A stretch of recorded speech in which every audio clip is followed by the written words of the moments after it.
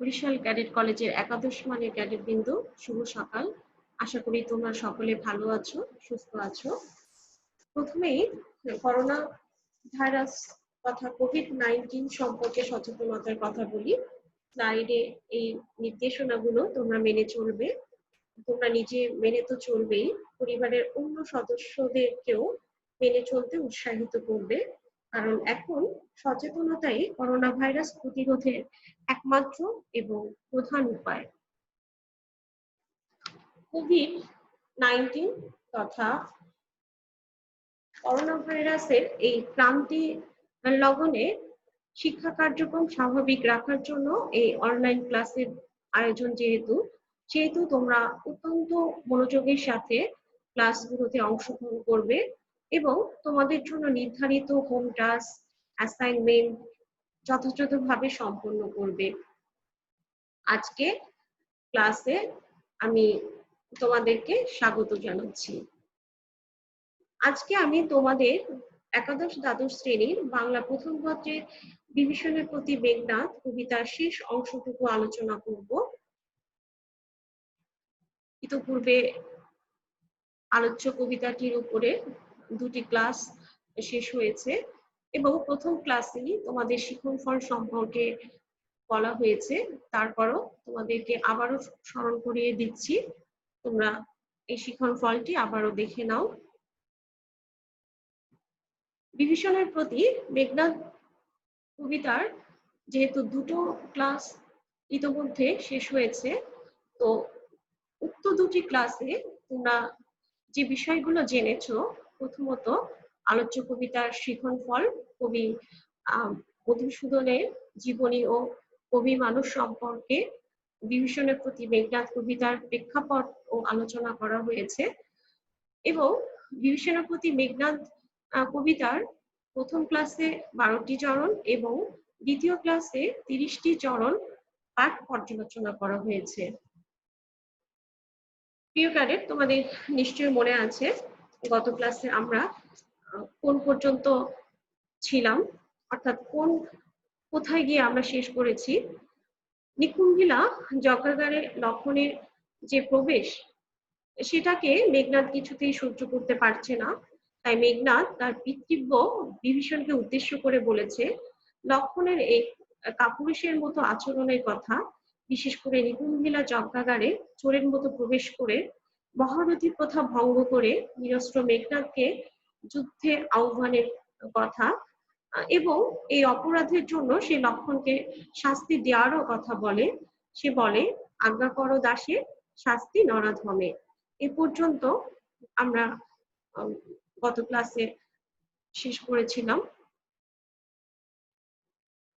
এরপর মেঘনাদ বিভীষণকে উদ্দেশ্য করে বলছে, তব জন্মপুরে তার পদার্পণ করে বনবাসী, অর্থাৎ যে তোমার জন্মপুরে, এখানে লঙ্কা নগরীকে বোঝানো হয়েছে। পদার্পণ করে অর্থ পা রেখেছে, বনবাসী এখানে লক্ষণকে নির্দিষ্ট করে বলা হয়েছে। তোমাদের ইতোমধ্যে বলা হয়েছে রাম লক্ষণ সীতা 14 বছরের জন্য বনবাসে অবস্থান করার কথা। এরপর সে বলে চলে, হে বিধাত, নন্দন কাননে ভ্রমে দুরাচার দত্ত, প্রফুল্ল কমলে কীটবাস। নন্দন কাননের শাব্দিক অর্থ স্বর্গের উদ্যান বা বাগান, কিন্তু এখানে লঙ্কাপুরীকে নন্দন কানন বলে অভিহিত করা হয়েছে। এ প্রসঙ্গে আমি তোমাদের লঙ্কা নগরীর একটি ছোট্ট বর্ণনা তোমাদের দিচ্ছি। মেঘনাদবধ কাব্যের প্রথম স্বর্গে স্বর্ণলঙ্কার একটি অপূর্ব সুন্দর বর্ণনা আছে, যখন রাবণ প্রাসাদ শিখরে উঠে নগরীকে দেখছেন। মনোহরী পুরী হেমধর্ম সারি সারি, পুষ্পবন মাঝে কমল আলোয় সর, উৎস রজচ্ছটা তরুরাজি, ফুল ফুল চক্ষু বিনোদন। এরপর আবারও লঙ্কাপুরীর একটি অপার্থিব বর্ণনা আছে। লক্ষণ যখন বিভীষণের সাথে লঙ্কাপুরীতে প্রবেশ করেন, তখনও লঙ্কা নগরীর অপার্থিব সৌন্দর্যের বর্ণনা পাওয়া যায়। সে সৌন্দর্য দেখে লক্ষণ বিস্ময়ে অভিভূত হয়ে পড়ে। সে তো ইতপূর্বে লঙ্কার ঐশ্বর্যময় রূপ প্রত্যক্ষ করেনি। তখন সে যখন বিভীষণের সাথে পুরী প্রাচীরে ওঠে, চারিদিকে চেয়ে তার বিস্ময়ের সীমা রইল না। নয়ন মন দিয়ে দেখতে দেখতে তার মুখ দিয়ে বের হয়ে এলো, এহেন বিভব আহা কার ভবতলে। এবং আবারও সে বলে ওঠে, লঙ্কার বিভব যত কে পারে বর্ণিতে। এ কথা বলে রাবণের স্বর্ণসৌধ কিরীটিনী লঙ্কার সমগ্র ঐশ্বর্যকে পাঠকের সামনে মেলে ধরেছেন কবি। তো এখানে প্রফুল্ল কমল বলতেও লঙ্কা নগরীকে বোঝানো হয়েছে, এবং কীট বলতে এখানে লক্ষণকে বোঝানো হয়েছে। অর্থাৎ নন্দনকানন পদ্ম ফুল সদৃশ লঙ্কাপুরীতে দুরাচার দৈত্য এবং কীট স্বরূপ লক্ষণের প্রবেশকেই মূলত এখানে বলা হয়েছে। এবং এইটা দেখে, এই লক্ষণের প্রবেশ দেখে মেঘনাদ তো কিছুতেই সহ্য করতে পারছে না। কফতাৎ সহিব কেমনে, হেন অপমান আমি ভাতৃপুত্র তব, তুমিও হে রক্ষমণি সহিছ কেমনে। তো তার মতে যে এই লক্ষণের প্রবেশ মূলত লঙ্কাপুরীকে অপমানিত করছে। তো সে নিজেই এই অপমানকে সহ্য করতে পারছে না। বিভীষণকে উদ্দেশ্য করে বলছে যে আমি তোমার ভাইয়ের পুত্র হয়ে এই অপমান সহ্য করতে পারছি না, আর তুমি তো সেখানে রাক্ষসদের শ্রেষ্ঠ একজন।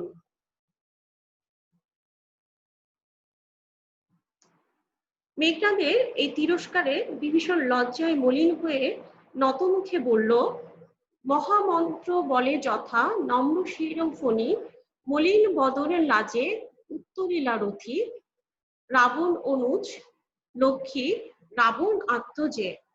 যেমন করে মন্ত্র বলে উচ্চফানা সাপ মাথা নত করে, তেমন করে রথী রামানুজ অর্থাৎ বিভীষণ উত্তর করল লক্ষ্মী লক্ষ্য করে রাবণ আত্মজে তথা রাবণ পুত্র মেঘনাদকে।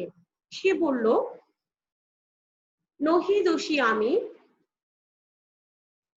বৎস, বৃথা ভৎস মোরে।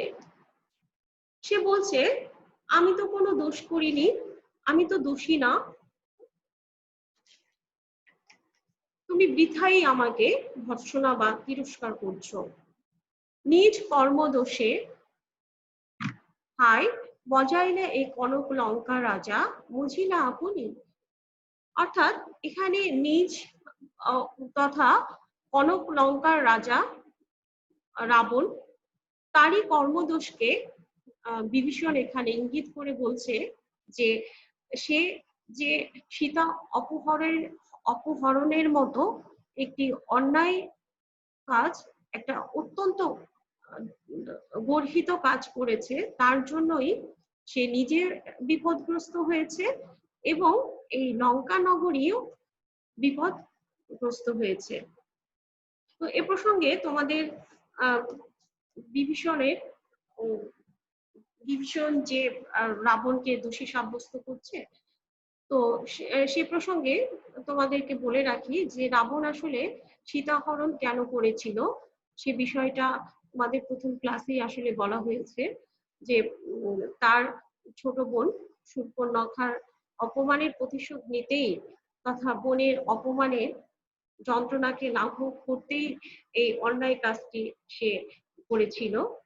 তো একটা সময় দেবতাদের চক্রান্তে ধাপে ধাপে যখন রাবণ পরাজয়ের সম্মুখীন, তখন সে শূর্পণখাকে তার সর্বনাশের জন্য দায়ী করে বলেছিল, হাই শূর্পণখা, কি কুক্ষণে দেখেছিলি তুই রে অভাগী, কাল পঞ্চবটী বনে কালকূটে ভরা এ ভুজগে। আর প্রসঙ্গত এটাও বলে রাখি, রাবণ কখনোই সীতার প্রতি কোনো ধরনের অশ্রদ্ধা বা কোনরূপ কুৎসিত মনোভাব ব্যক্ত করেনি, বরং তার চোখে সীতা ছিল পাবক শিখা স্বরূপিণী জানকী। তো সে যে বলছে যে তার ভাইয়ের কর্মদোষেই সে নিজেও বিপদগ্রস্ত হয়েছে, এই লঙ্কা নগরীকেও বিপদগ্রস্ত করেছে। তো সে প্রসঙ্গেই আসলে এবং সে প্রসঙ্গে সে বলছে যে বিরত সতত পাপে দেবকুল এবে পাপপূর্ণ লঙ্কাপুরী প্রলয়ে যেমতি বসুধা ডুবিছে লঙ্কা এ কাল সলিলে। এবং এ প্রসঙ্গে আবারও তোমাদেরকে স্মরণ করিয়ে দিচ্ছি যে রাম লক্ষ্মণকে বলা হয়েছে যে তারা সর্বদাই পাপ থেকে নিজেদেরকে বিরত রাখে, কিন্তু তারা কি আসলেই কোনো পাপ করেনি, কোনো অন্যায় করেনি? তারাও তো শূর্পণখার নাক কান কেটে দিয়েছে। তাহলে দেখো, শূর্পণখা তো বিভীষণেরও বোন, তার প্রতি যে অন্যায় করেছিল রাম লক্ষ্মণ, তারা এখন তার কাছে দেবতুল্য। তো এই জন্যই আবারও সে বলছে যে রাবণই অন্যায় করেছে, রাবণই মহাপাপী। তো এই জন্যই হচ্ছে লঙ্কাপুরী পাপপূর্ণ হয়েছে। যেমন প্রলয়ের সময় পৃথিবী ধ্বংস হয়, তেমন ভাবে এই লঙ্কাপুরীও কাল বা মৃত্যু রূপে সলিলে নিমজ্জিত হয়েছে। বলছে যে প্রলয়ে যেমতি বসুধা ডুবিছে লঙ্কা এ কাল সলিলে। রাঘবের পদাশ্রয়ে রক্ষার্থে আশ্রয়ীতেই আমি। তো এই কারণেই সে মেঘনাদকে বলছে যে সে কেন রামের পদে আশ্রয় নিয়েছে। তেই শব্দের অর্থ তজ্জন্য বা সেজন্য। উপরন্তু সে আবারও বলছে পরদোষে কে চাহে মজিতে।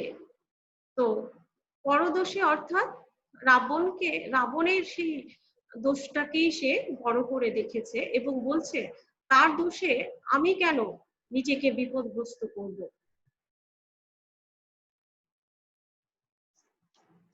তো এতক্ষণ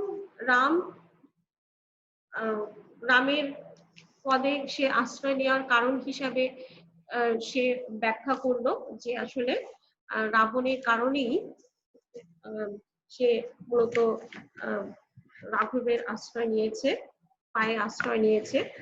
তো এতক্ষণ পর্যন্ত মেঘনাদ বিভীষণকে উদ্দেশ্য করে যে কথাগুলো বলেছে তা মূলত তার পিতৃব্য বিভীষণের অন্তরে সাজাত্যবোধ ও দেশাত্মবোধের পুনরুদ্ধার করার জন্য অত্যন্ত বিনয়, নম্রতাপূর্ণ, জ্ঞান গর্ভ প্রস্তাব ও প্রার্থনা নিবেদন করেছে। কিন্তু যখন সে উপলব্ধি করলো এইসব প্রার্থনা নিষ্ফল আবেদন ছাড়া কিছুই নয়, তখন নিরুপায় হয়ে সে কঠোর, ঔদ্ধত্যপূর্ণ এবং তীব্র ভর্ৎসনাপূর্ণ নীতিবাক্যে জর্জরিত করলো তার পিতৃব্য বিভীষণকে। এখানে তারই নমুনা আমরা দেখছি। রুশিলা বাসুত্রাস। রুশিলা শব্দের অর্থ রাগান্বিত বা ক্রোধান্বিত। বাসুত্রাস অর্থাৎ বাসবের ত্রাস। বাসব দেবরাজ ইন্দ্রের ভয়ের কারণ যে মেঘনাদ, সেই মেঘনাদকে এখানে বাসত্রাস বলা হয়েছে। গম্ভীরে যেমতি নিশীথে অম্বরে মন্দ্রে জিমুতেন্দ্র কপি। গম্ভীরে শব্দের অর্থ গম্ভীর স্বরে, যেমতি অর্থ যেমন করে, নিশীথে রাতে, অম্বরের আকাশে, মন্দ্রে ধ্বনি বা গর্জন করে, জিমুতেন্দ্র মেঘের ডাক বা আওয়াজ, কপি ক্রুদ্ধ হয়ে। তো অর্থাৎ বাসত্রাস তথা ইন্দ্রের ভয়ের কারণ যে মেঘনাদ, সে ক্রোধান্বিত হলো যেমন করে রাতে আকাশে মেঘ গর্জন করে, তেমনি করে গম্ভীর রাগান্বিত স্বরে বীরেন্দ্র বলি মেঘনাদ বলল কহিলা বীরেন্দ্র বলি, ধর্মপথগামী হে রাক্ষস রাজানুরাজ, বিখ্যাত জগতে তুমি কোন ধর্ম মতে কহ দাসী শুনি, জ্ঞাদিত্ব ভ্রাতৃত্ব জাতি এ সকলে দিলা জলাঞ্জলি। তো সে বলছে, ধর্ম পথগামী হে রাক্ষস রাজানুরাজ, অর্থাৎ রাক্ষস রাজার ছোট ভাই, তুমি তো বিখ্যাত জগতে, আমাকে বলো তো শুনি কোন ধর্ম মতে জ্ঞাতিত্ব ভ্রাতৃত্ব জাতি এ সকলকে তুমি জলাঞ্জলি দিয়েছ। অর্থাৎ তুমি জ্ঞাতির সম্পর্ক, ভাইয়ের সম্পর্ক, এমনকি জাতির সম্পর্ককে জলাঞ্জলি দিয়েছ। এরপর মেঘনাদ তাকে শাস্ত্রের কথা উল্লেখ করে বলে, সে তো জানে যে গুণবান যদি পরজন, গুণহীন স্বজন তথাপি নির্গুণ স্বজন শ্রেয় পর সদা। যদি পরজন গুণবান হয় এবং তার স্থলে গুণহীন স্বজন থাকে, সেক্ষেত্রে গুণহীন স্বজনই শ্রেয় বা উত্তম, কারণ পর সবসময় পর থাকে, আপন হয় না।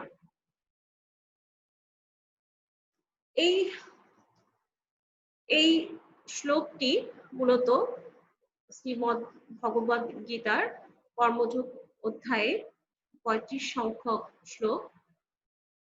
শ্রেয়ান স্বধর্ম বিগুণ পরধর্মাৎ সনুষ্ঠিতাৎ স্বধর্মে নিধনং শ্রেয় পরধর্ম ভয়াবহ। অর্থাৎ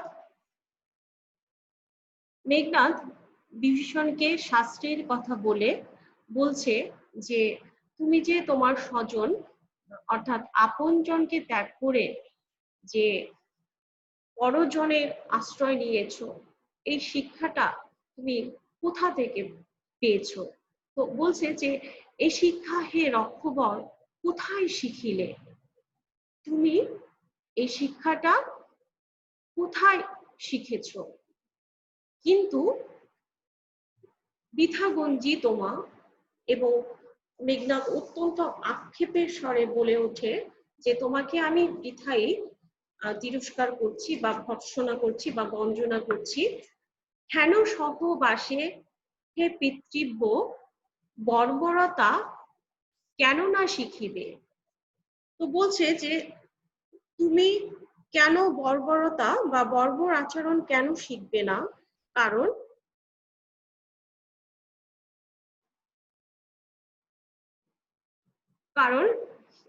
হে পিতৃব্য বর্বরতা কেন না শিখিবে?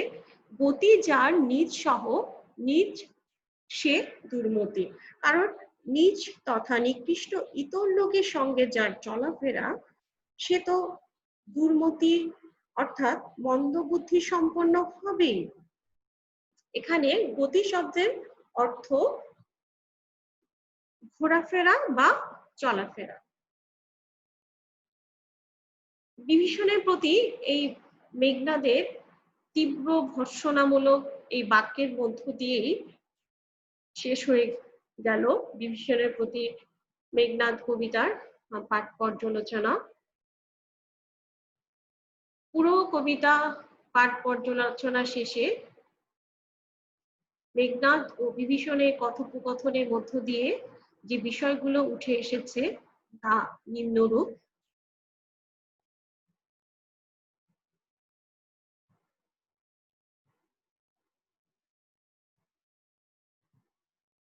এরপরও প্রিয় ক্যাডেট, তোমরা যদি কোনো অংশ বুঝতে না পারো বা কোনো বিষয় সম্পর্কে তোমরা যদি জানতে চাও, তাহলে অবশ্যই তোমরা আমাকে কমেন্ট বক্সে জানাবে।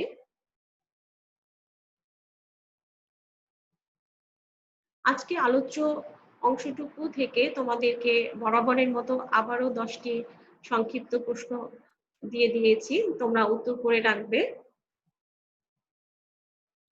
এবং একটি সৃজনশীল প্রশ্ন তোমাদের জন্য দেওয়া হলো, তোমরা এটাও উত্তর করে রাখবে।